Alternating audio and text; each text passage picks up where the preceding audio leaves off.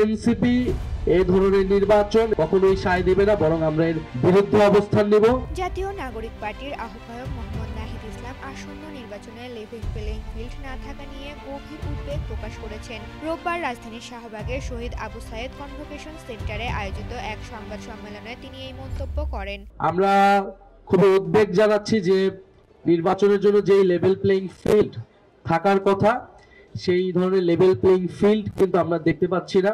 নাহিদ ইসলাম বলেন, বাংলাদেশের নির্বাচনী সংস্কৃতিতে জবরদখল, প্রশাসনের দখল, কালো টাকা ও পেশি শক্তির ব্যবহার সবসময়ই বিদ্যমান ছিল। পূর্বের নির্বাচনগুলোতে মানুষ ভোট দিতে পারেনি, ফলে এবারের নির্বাচন একটি গণতান্ত্রিক ও স্বচ্ছ প্রক্রিয়ায় অনুষ্ঠিত হবে, এমনটাই প্রত্যাশা এনসিপির। তবে তিনি নির্বাচন কমিশন, সরকার ও প্রশাসনকে যথেষ্ট শক্ত অবস্থানে দেখতে পাচ্ছেন না বলে জানান। বাংলাদেশের যে নির্বাচনী সংস্কৃতি, যে এখানে জবরদখল, প্রশাসনের দখল এবং টাকার ব্যবহার, কালো টাকার ব্যবহার, মাসল পাওয়ারের ব্যবহার ইত্যাদি নির্বাচনের আমরা সবসময় দেখে এসেছি, শুনে এসেছি এর আগের সময়গুলোতে, এবং এর আগের ফ্যাসিবাদী সময়ে তো মানুষ ভোট দিতেও যেতে পারেনি। ফলে এবারের নির্বাচন একটি গণতান্ত্রিক এবং স্বচ্ছ প্রক্রিয়ায় অনুষ্ঠিত হবে এবং অনেক তরুণ এবং স্বপ্নবাজ দেশপ্রিয় মানুষের সংসদে আসবে, এটা আমাদের প্রত্যাশা।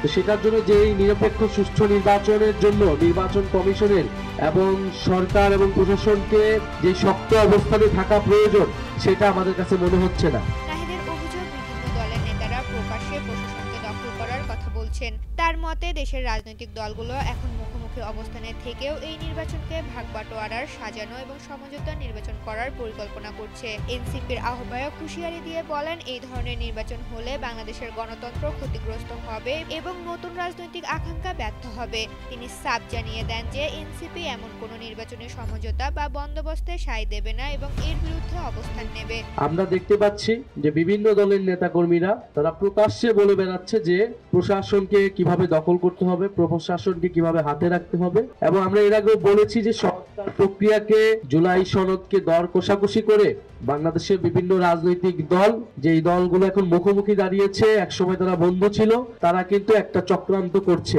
এই নির্বাচনকে একটা ভাগবাটোয়ারা, একটা সাজানো নির্বাচন, একটা সমঝোতার নির্বাচনে করার পরিকল্পনা করছে।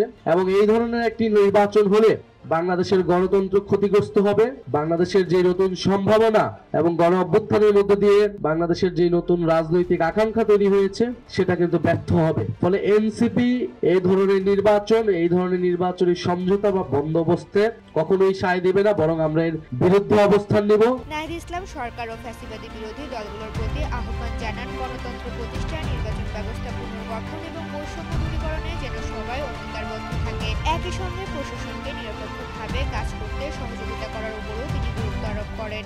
সরকারের প্রতি আমাদের আহ্বান থাকবে এবং ফ্যাসিবাদ বিরোধী রাজনৈতিক দলগুলোর প্রতি আহ্বান থাকবে যে আমরা যে কারণে আপনারা লড়াই করেছেন, আমরা সাধারণ ছাত্র হিসেবে রাজপথে নেমে এসেছিলাম যে বাংলাদেশে গণতন্ত্র প্রতিষ্ঠা হবে, বাংলাদেশের প্রতিষ্ঠানগুলো শক্তিশালী হবে, নির্বাচন ব্যবস্থা পুনর্গঠিত হবে এবং সর্বোপরি বৈষম্য দূর হবে। সেই প্রতিশ্রুতিতে যাতে আমরা সকলেই অঙ্গীকারবদ্ধ থাকি এবং বাংলাদেশের প্রশাসন যাতে নিরপেক্ষভাবে কাজ করতে পারে, দায়িত্ব পালন করতে পারে, সেজন্য আমাদের সবাইকে কিন্তু সহযোগিতা করতে হবে। ঋতুপর্ণা, জনকণ্ঠ।